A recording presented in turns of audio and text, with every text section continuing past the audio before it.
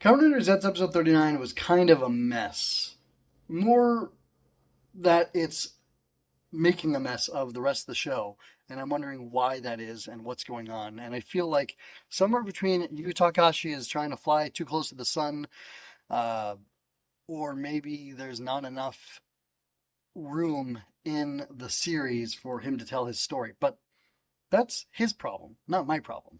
And I'm not a Zets detractor, and I'm not a Takahashi detractor. I really enjoy his work, of what I've seen from Kamen Rider, X8 specifically. I've seen the first like section, season, whatever of Geats, and I thought it was fantastic. I never finished because of good reasons, but my reasons are my own. But I never finished. And would you like to say hello? Yes, say hello. Anyway, so the issue is that we got this fake redemption for Nox, as I talked about in the last episode for Odaka, and we're getting set up for a real, legitimate repentance redemption arc for Sieg. And I don't understand why we're doing that, because he is a tertiary character. He's the third rider, and he, in my opinion, doesn't deserve that much respect, attention, care to be paid to him when you have somebody who's Nox, Odaka, he's the secondary writer. He should have more priority over him because he's been on the show for longer.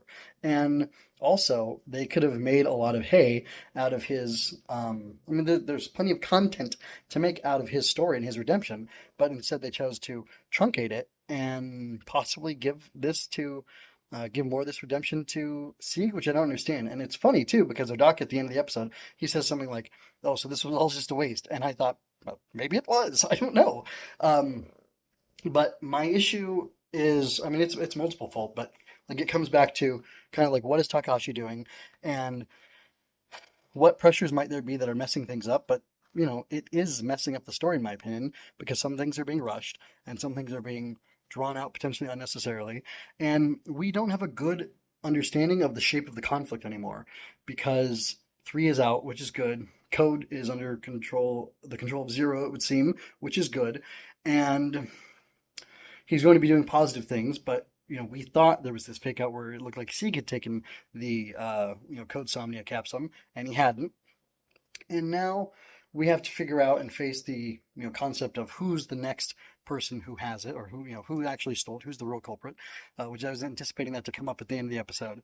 But then we also have the lady with her phantom nightmare, and we don't know what's going on with the two of them. And with the punishment nightmare on the loose, which I do praise that. I think it's a clever way to do it.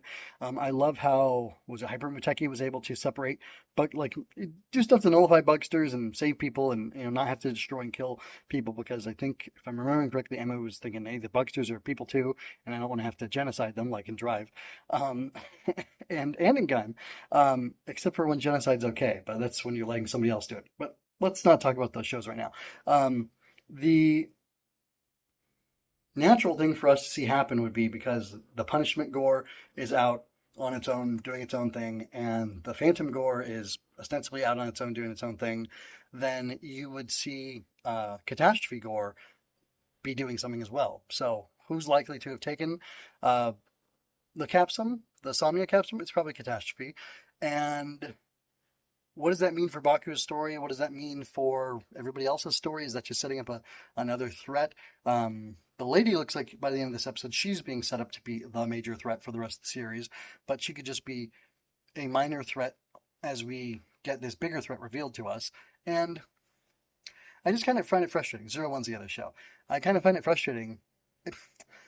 It's exciting to not know what's going on and for things to not be paint by numbers, but it's also frustrating when you've got all these pieces being remixed over and over again, and it can get a little tiresome, and it can be unclear what exactly is going on, especially when it seems like there's enough runway, there's enough room for everybody's stories to be told, and then they're not being told.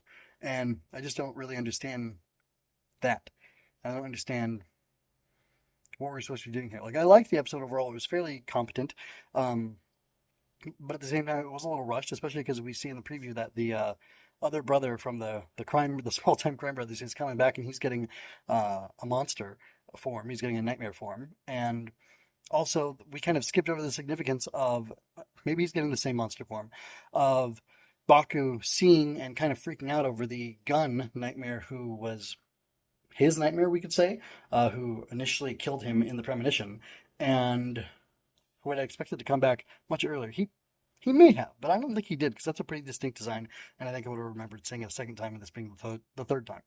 But anyway, like it's almost like there's too much going on, and things are so dense that it's not that it's difficult to keep track of, but it's just kind of confusing and unsatisfying to see things kind of pushed around. And I don't want that. I want to see things move in a meaningful way.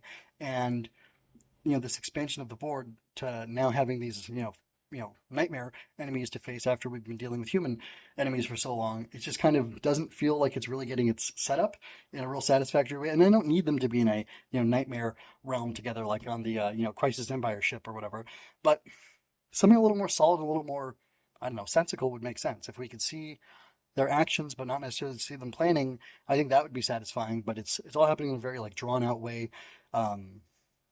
very back burner way, and we're focusing on other things instead of on what we I think should be focusing on and could be focusing on, and it's just kind of off for me. So while I do love Zeztz, and I really I've loved most of it so far, except there's this episode and one other episode that were not great, and I really appreciate you talking about she's writing and his style.